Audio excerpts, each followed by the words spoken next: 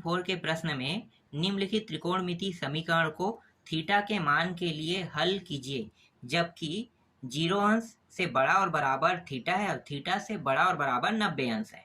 तो इसमें कुछ प्रश्न दिए हुए हैं, उनको हल करना है। तो पहला प्रश्न देखो, पहला प्रश्न में दिया हुआ है साइन थीटा दिया हुआ है और दिया हुआ है कॉस थीटा दिया हुआ है।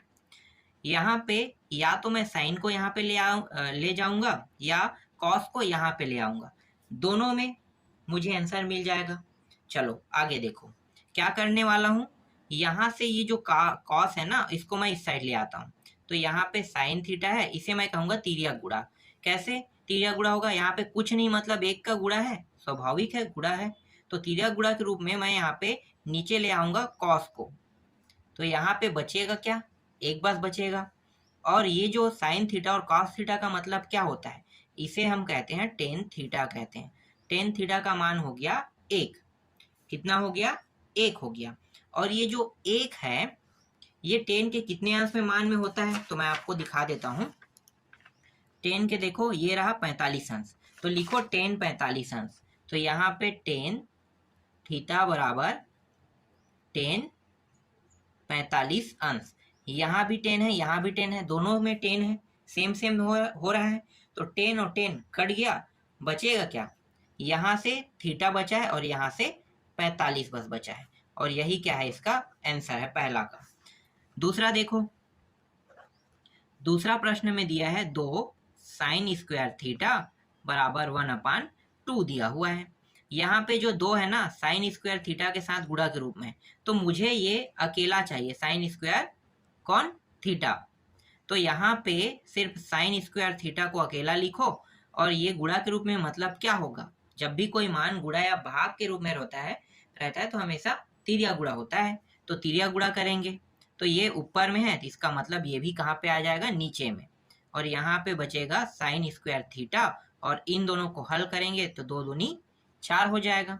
इससे जब मैं वर्ग हटाऊंगा, साइन थीटा के ऊपर जो वर्ग लगा है तो अंडर रूट लग जाएगा इसके ऊपर। अब इसे अंडर रूट से निकलना है तो इसे कुछ नियम और कानूनों का पालन करना पड़ेगा। कौन सा नियम कानून का पालन करना पड़ेगा भाई? तो मैं आपको बता देता हूं।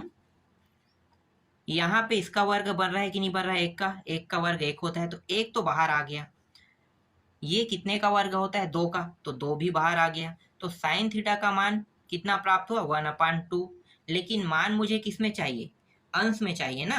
तो मैं अब किसको देखूंगा? त्रिकोणमिति सारणी को। तो त्रिकोणमिति सारणी में देखो, साइन वाली लाइन में 1/2 कहाँ पे? यहाँ पे है। तो साइन 30 अंश का मान होता है 1/2 होता है।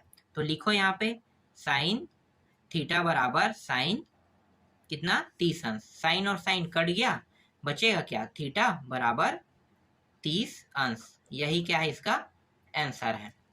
तीसरा देखो, तीसरा प्रश्न में 3 टेन स्क्वायर थीटा -1 बराबर 0 दिया हुआ है। इस 1 को पहले उस पार ले जाओ तो यहाँ पे बचेगा टेन स्क्वायर थीटा। और ये 1 जो है किस फॉर्म में है? जोड़ना या घटाने के फॉर्म में है।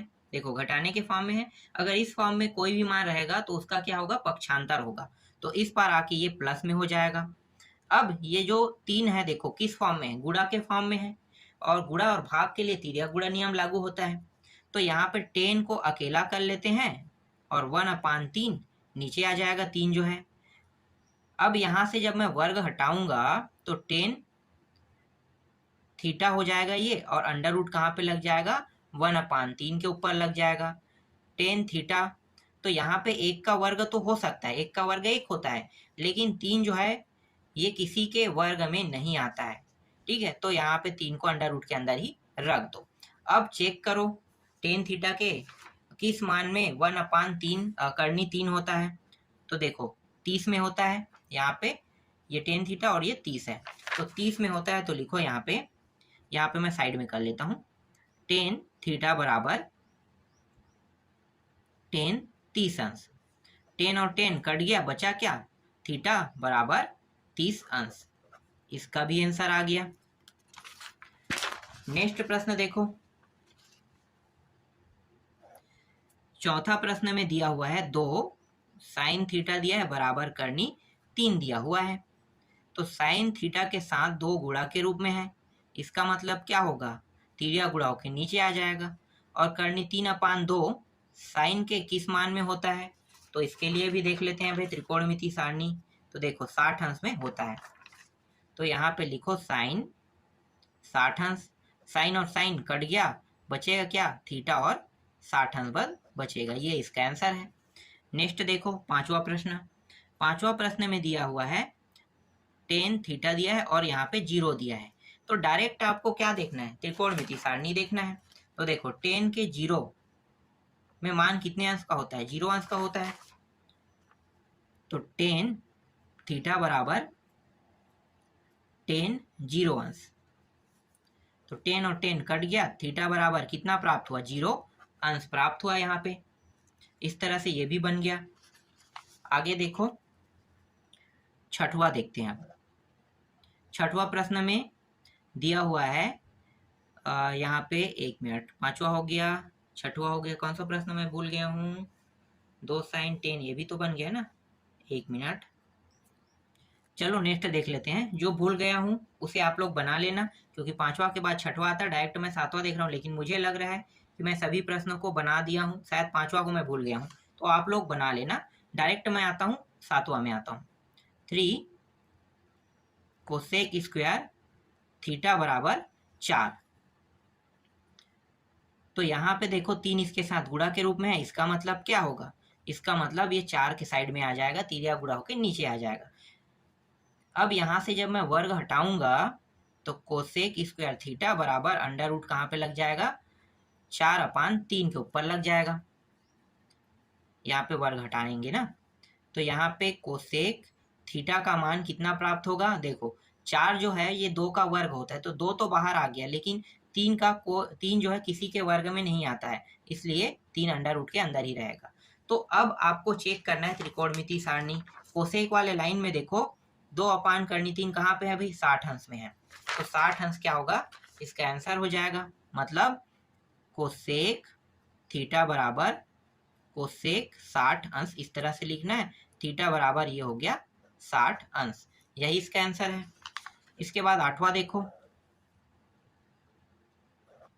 आठवां प्रश्न में दिया हुआ है 2 कॉस स्क्वायर थीटा बराबर 1।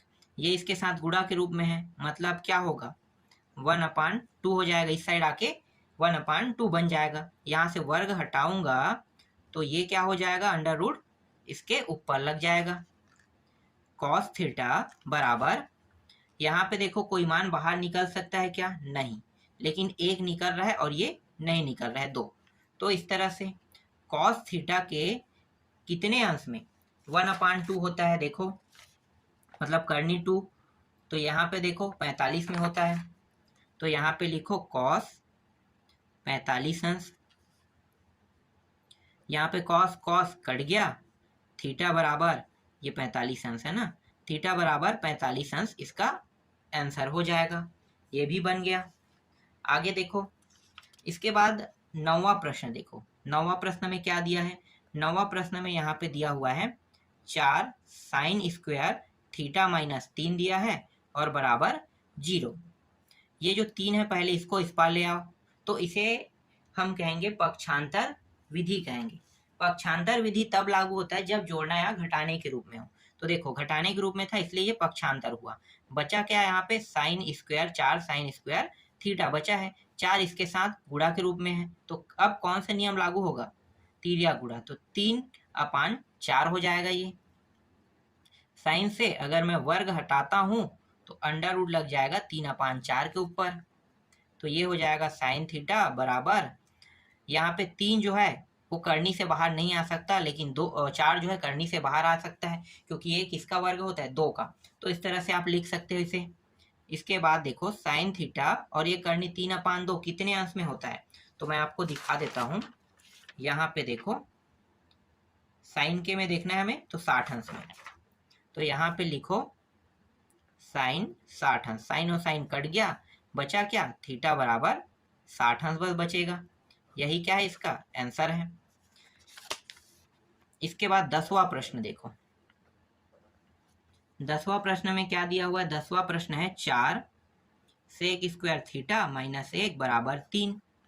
4 सेक स्क्वायर थीटा, इस एक को पहले उस पार ले जाओ क्योंकि ये किस रूप में है? जोड़ना या घटाने के रूप में होगा, तो अब क्या होगा?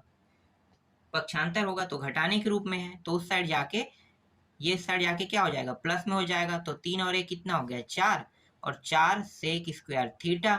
यहाँ पे आप देखो, अब 4 किस फॉर्म में है? सेक स्क्वायर के साथ गुणा के फॉर्म में, तो कहाँ पे आएगा ये?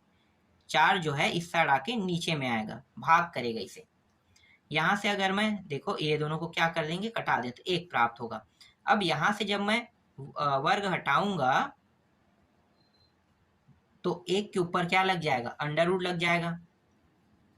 और सेक थीटा और 1 का वर्ग एक ही होता है, मतलब एक करनी से बाहर आ सकता है। अब सेक थीटा के 1 कितने अंश में होता है चेक करो। तो देखो यहाँ पे सेक थीटा 1 0 अंश में होता है, ये रहा। तो यहाँ पे लिखो सेक थीटा बराबर सेक 0 अंश, सेक और सेक कट गया, बचा क्या? थीटा बराबर 0 अंश बस बचा है। यही क्या है? इसका आंसर है। अंतिम प्रश्न देखो, अंतिम प्रश्न में दिया है कॉट स्क्वायर थीटा बराबर 3 दिया हुआ है। यहाँ पे और कुछ नहीं दिया है, तो क्या करेंगे? यहाँ से सीधा मैं क्या करूंगा? वर्ग हटा दूंगा, तो अंडर रूट कहाँ लग जाएगा? दूसरे साइड में अंडर रूट लग जाएगा। ये सॉरी कॉट है ना, कॉस नहीं है। अंडर रूट लग गया। क्या ये अंडर रूट से बाहर आ सकता है? नहीं आ सकता। तो कॉट थीटा कि ये कितने अंश में होता है इसका मान? तो देखो मैं आपको दिखाता हूँ। क्या देख रहे हैं हम लोग? कॉट देख रहे हैं ना, तो कॉट में देखो, तो ये रहा कॉट 30 अंश में, ठीक है, ये देख लो, ये 30 अंश। तो यहाँ पे लिखो कॉट 30 अंश में होता है। कॉट और कॉट कट गया, थीटा बराबर 30 अंश इसका आंसर हो जाएगा। तो इस तरह से ये पूरा अध्याय और प्रश्नावली भी कंप्लीट हो गया।